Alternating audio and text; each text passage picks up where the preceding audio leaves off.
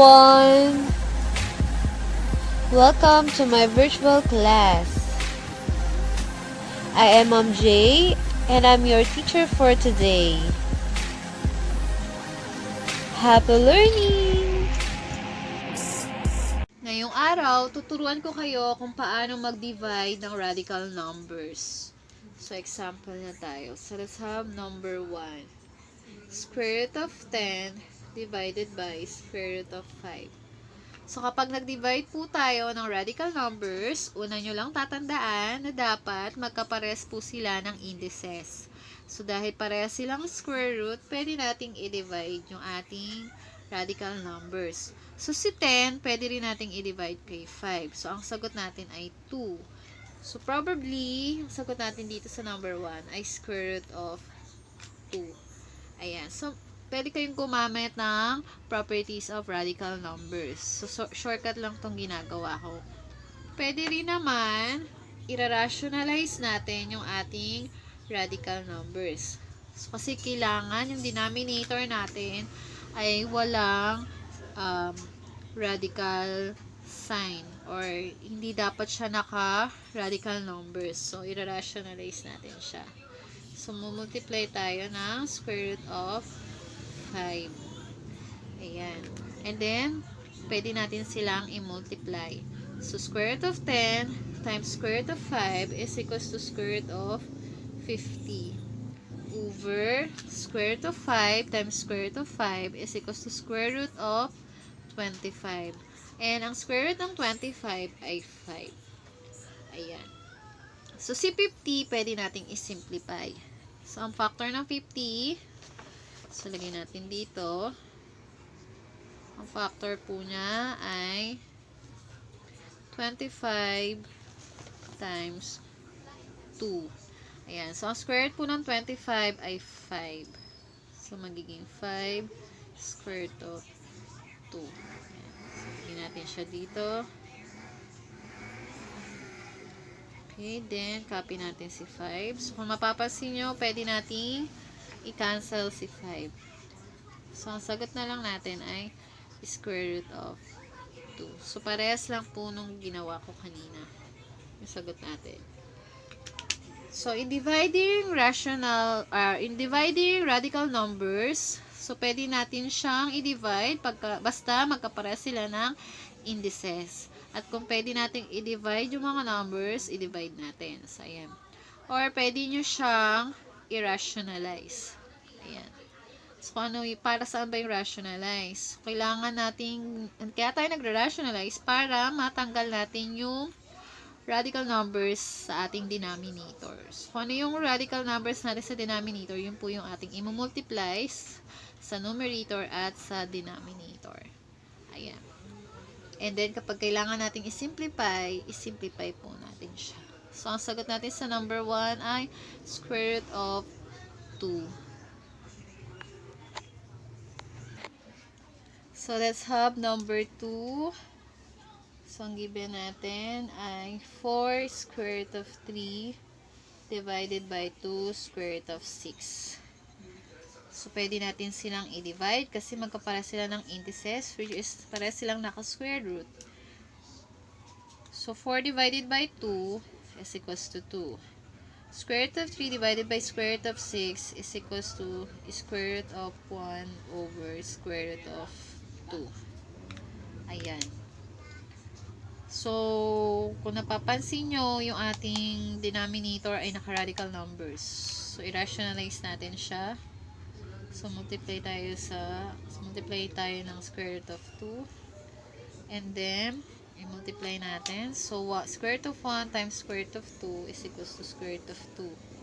Over square root of 2 times square root of 2 is square root of 4. Ang square root of 4 ay 2. Ayan. So, dahil meron tayong 2 kanina dito, so, pwede natin siyang i-cancel. So, ang sagot natin ay square root of 2. Ayan. So, meron pa akong option para dyan. So, pwede tayo mag-rationalize. So, 4 square root of 3 over 2 square root of 6. So, mag-multiply tayo ng square root of 6. Ayan. So, 4 square root of 3 times square root of 6 is equals to 4 square root of 18 over square root of 6 times square root of 6 is square root of 36. So, ang square root of 36 ay 6. So, times 2, 12. And then, si square root of 18, pwede natin siyang isimplify. So, 9 times 2. So, si square root of 9, meron siyang sagot, which is 3. So, 3 times 4 is 12. Square root of 2 over 12. So, kung napapansin nyo, makakancel natin si 12. So, ang sagot natin dito ay square root of 2. So, parehas lang nung nakuha nating sagot kanina. So, pag nag-divide kayo ng radical numbers, so, pwede nyo siyang i-divide basta magkapala sila ng indices. So, i-divide nyo muna yung kanilang coefficient. Tapos, i-divide nyo yung kanilang radicand. So, ayan. And then, i-rationalize natin siya para mawala yung radical number sa ating denominator. So, ito yung nakuha natin. So, na-cancel natin si 2. Kaya nakuha yung square root of 2. So, pwede rin kayong mag-rationalize kaagad. Ayan. So, dahil square root of 6 yung ating denominator, so, ni-rationalize na natin. So, nag-multiply ako ng square root of 6 sa numerator at denominator. So, ito yung ating nakuhang sagot. And then, si 18, pwede pa natin i-simplify, which is 9 times 2. At kinuha natin yung square root ng 9, which is 3. So, 3 times 4 is 12. And then, copy the denominator, which is 12. So, kung napapansin nyo, may makakancel at natira na lamang ay si square root of 6. So, maraming paraan kung paano mag-divide ng radical numbers. So, kung saan kayo mas nadadalian, yun yung inyong piliin. So, let's have number 3. So, ang given natin ay cube root of 8 over square root of 6. So, sa palagay nyo, pwede ba natin i-divide yung ating mga radical numbers? So, pwede natin siyang i-divide kapag magkaparehas sila ng indices. So, anong unang natin gagawin? So, kailangan gawin natin silang magkaparehas ng indices. So, itong ating radical numbers, i-translate natin siya into exponential fraction. Okay? So, ano muna natin? I-simplify muna natin si 8. So, si 8, may katumbas siya or equal siya sa 2, cube root of 2 raised to 3. Diba? So, si square root of 6, wala naman siyang, hindi naman siya pwedeng i-simplify. And then, i-change na natin siya into exponential fraction. So, ito ay magiging 2 raised to 3 over 3 over 6 raised to 1/2. Wait lang. Si 6 i-simplify natin. Palitin natin konti. Para mas madali natin ma-solve. So, si 6, ang factor niya ay 2 times 3. So, i-change natin siya into exponential fraction. So, 2 raised to 1/2 times 3 raised to 1/2. And then, kunin natin yung LCD nila. So, yung ating fraction ay 3 over 3, tsaka 1/2. So, ang LCD nila ay 6. Diba? So, 6 divided by 2, 3 times 1, 3. 6 divided by 3, 2 times 3, 6. Ayan. So, tandaan nyo, 6 over 6, tsaka 3 over 6. Oops. Maalog na naman yung ating table. So, equal siya sa 2 raised to 6 over 6 over 2. Ano nga ulit yung 1/2? 3 over 6. So, 3 over 6 times 3 over 3 over 6. Ayan. So, magkakaparehas na sila ng exponent na may denominator na 6. So, itong dalawa, pwede natin sila gamitan ng law of exponents. So, gumamit tayo ng quotient of powers. Pwede natin i-minus yung kanilang exponent. So, magiging sagot. So, 2 ang base. So, 6 over 6 minus 3 over 6 is 3 over 6. And then, kopyahin natin to, which is 3 raised to 3 over 6. Ayan. So, i-lowest term natin to. So, 3 over 6 is equals to 1 half. So, 1 half. And then, 3. So, ito rin, lowest term natin. So, 1 half. So, magkaparehas na silang naka-square root.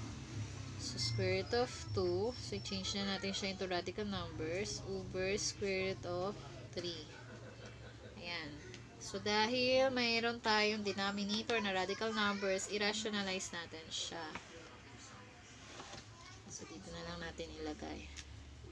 So, square root of 2 over square root of 3 times square root of 3 over square root of 3. So, 2 times 3 is square root of 6 over square root of 3 times square root of 3 is square root of 9. And ang square root of 9 ay 3. So, ang ating sagot ay square root of 6 over 3. So, tatandaan nyo, pag nag-divide tayo ng radical numbers na magkaiba ng indices, kailangan nyo siyang gawing similar indices. Kailangan magkapareso ka ng indices. Kailangan nyo siyang i-change into exponential fraction and then gawin nyo silang magkaparehas ng denominator. Kailangan similar fraction yung kanilang mga exponent. Ayan. And then, i-simplify nyo. Ayan, simplify nyo siya. So, itong ating exponent na 3 over 6, pwede natin siyang gawing 1 half. So, pwede natin i-lowest term. So, ayan. So, ito yung nakuha natin. So, square root of 2 over square root of 3. So, dahil magkaparehas na sila ng indices, ayan, i-rationalize na lang natin siya. And then, i-multiply natin. So, nakuha natin yung square root of 6 over 3. Si 2/3 kasi, hindi naman natin siya ma-divide kaagad. Kagaya ng mga ginagawa natin noong umpisa. Kaya, i-rationalize na lang natin siya agad. Ayan, para diretso na yung pagkuha ng sagot. Ayan. So, let's have number 4. So, ang given natin sa number 4 ay 4 square root of 3 over wait. Number 4 5 square root of 2 over square root of 7 minus square root of 5. So, paano kapag ganyan yung ating given? Anong yung gagawin? So, pareha, ang ating denominator ay may 2 terms. So, ang yung gagawin, para makuha ang sagot, kapag nag-divide tayo ng ganitong given, kailangan yung kunin yung conjugate ng ating denominator. So, ang conjugate po niyan ay square root of 7 plus square root of 5. So, mag-multiply po tayo. Ayan, then isolve na natin siya. So, distribute natin si 5 square root of 2 kay square root of 7 tsaka kay square root of 5. So, magiging 5 square root of 14 plus 5 square root of 10. Diba? So, din-distribute po natin. So, 5 square root of 2 times square root of 7 is equals to 5 square root of 14. 5 square root of 2 times square root of 5 is equals to 5 square root of 10 over so square root of 7. Okay, dahil ang ating given ay isang negative, isang positive. So, apply po natin dito yung sum and difference of two terms. So, shortcut lang tayo. So, 7 times 7 or square root of 7 times square root of 7 is square root of 49 minus square root of 5 times square root of 5 is equals to square root of 25. Ayan. So, isimplify na natin siya. So, sa square root of 14 ay may katumbas or may factor na 7 times 4. O, hindi na natin pala kailangan gawin yun. I-diretso solve na lang pa natin. Kasi hindi naman natin masisimplify pala si 14 tsaka si 10. So, dahil ang ating operation ay plus, so, i-add natin siya. So, 5 plus 5 is equals to, oh, wait a minute. So, magkaiba tayo ng radicand. So, hindi po natin pwedeng i-add ang ating numerator. Kasi sa pag-add po ng radical numbers, kailangan magkaparehas ng radicand at magkaparehas ng indices. So, magkaiba sila ng radicand. So, hindi natin sila pwedeng pagsamahin. Kopyahin na lang natin sila. So, dito na lang tayo. So, square root of 49 is 7. Minus square root of 25 is 5. So, 7 minus 5 is equals to 2. So, ang sagot po natin ay 5 square root of 14 plus 5 square root of 10 equal over 2. So, tandaan nyo, pag na-divide kayo ng radical numbers na kung saan ang ating denominator ay may 2 terms, kailangan nyo pong kunin yung kanilang conjugate. And then, imumultiply nyo po. So, distributive property po tayo. Okay? So, dito po, shinortcut lang natin kasi nakasaming difference of 2 terms po sila. Ayan. So, kung na-solve na natin, i-add natin kung pwedeng i-add. At kung hindi naman, kopyahin na lang. So, i-simplify nyo rin yung ating nasa denominator. So, para makuha natin yung pinaka-final answer. So, ito ang ating answer sa number 4. Number 5, yung ating given, 3 square root of 2 minus square root of 3 over 4 square root of 2 minus square root of 3. So, medyo ang ating numerator at denominator ay naka 2 terms. So, ganun pa rin naman. So, magmumultiply tayo ng conjugate ng ating denominator.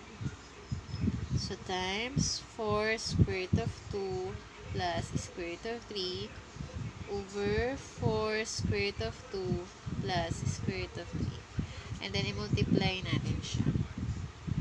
So, dito, for method yung ating gagamitin. At dito naman, sum and difference of 2 terms. So, 3 times 4 is 12. Square root of. So, 2 times 2 is 4.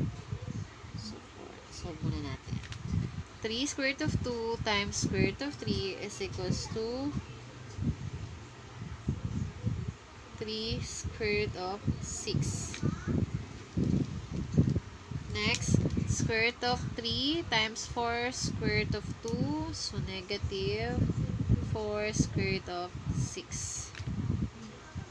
And then, square root of 3 times square root of 3 is the square root of 9. Ayan. So, i-simplify natin. Wait lang. Meron pa tayong denominator. So, sum and difference tayo. So, 4 times 4 is 16. And then, 2 times 2 is 4. So, minus square root of 3 times square root of 3 is square root of 9. Ayan. I-simplify na natin siya. So, na-multiply na natin.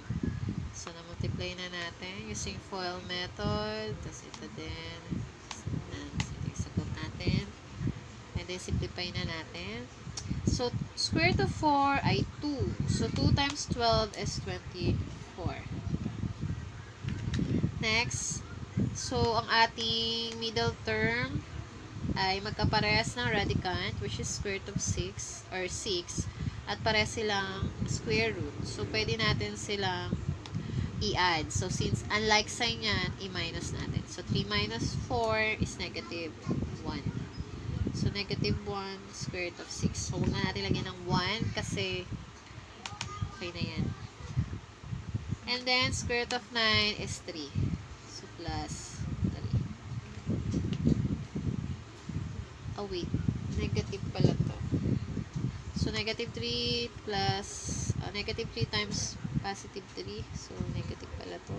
Ito nakita ko. i-double check na lang natin mamaya. So, mahirap po pagka hindi natin nakakita yung mga sign. Ito tayo kadalasan nagkakamali. Ayan. So, over. So, 4. Square root ng 4 ay 2. So, 2 times 16 is 32. And square root of 9 is 3. So, minus 3. So, ayan. So, i-double check nga natin muna ang mga sign natin. So, 3 square root of 2 times 4 square root of 2 is positive 12 square root of 4. 3 square root of 2 times positive square root of 3 is positive 3 square root of 6. Negative square root of 3 times 4 square root of 2 is equals to negative 4 square root of 6. Negative square root of 3 times positive square root of 3 is equals to negative square root of 9. And then 4 square root of 2 times 4 square root of 2 is equals to 16 square root of 4. And 3 square root of 3 negative square root of 3 times positive square root of 3 is equals to square root of negative square root of 9. And then simplify natin. So square root of 4 ay 2. So 2 times 12 is 24. And then itong dalawa pwede nating pagsamahin dahil magkapala sila ng radicand at pala silang square root. At since unlike sign, so minus. So 3 minus 4 is 1. And then copy the radicand. So square root of 6. So negative square root of 6. And then square root of 9 is 3. So minus 3 na siya. And then square root of 4 ay 2. So 2 times 16 is 32. And square root of 9 ay 3. Ayan. So, di pa yung nakasimplify at di pa final. So, solve muna natin. So, 24 minus 3 is 21. And then, copy natin to si square root of 6 kasi wala naman siyang kaparehas. Over 32 minus 3 is 29. So, ito yung ating final answer. So, kapag ka nag-divide kayo ng radical numbers na kung saan ang ating denominator ay 2 terms, so, kailangan nyo kunin yung kanilang conjugate. So, yung conjugate, yung opposite sign lang nila. Ayan. Then, i-multiply. So, pagka kailangan i-distribute. Kung kailangan gamitan ng special products, gamitan. Ayan. And then, combine, similar. Pagsamahin nyo lang yung similar terms. So, pagka alam nyo naman yung rules natin sa pag-a-add ng radical numbers. Ayan. Then, pagsamahin natin yung mga dapat pagsamahin. Or kailangan i-minus kung unlike sign. Ayan. So, ito yung ating final answers. So, sana meron kayong natutunan sa araw na ito. Ayan. So, tandaan nyo lang yung mga restriction na dapat nyo kailangang tandaan para hindi kayo mahirapan sa pagde-define ng radical numbers.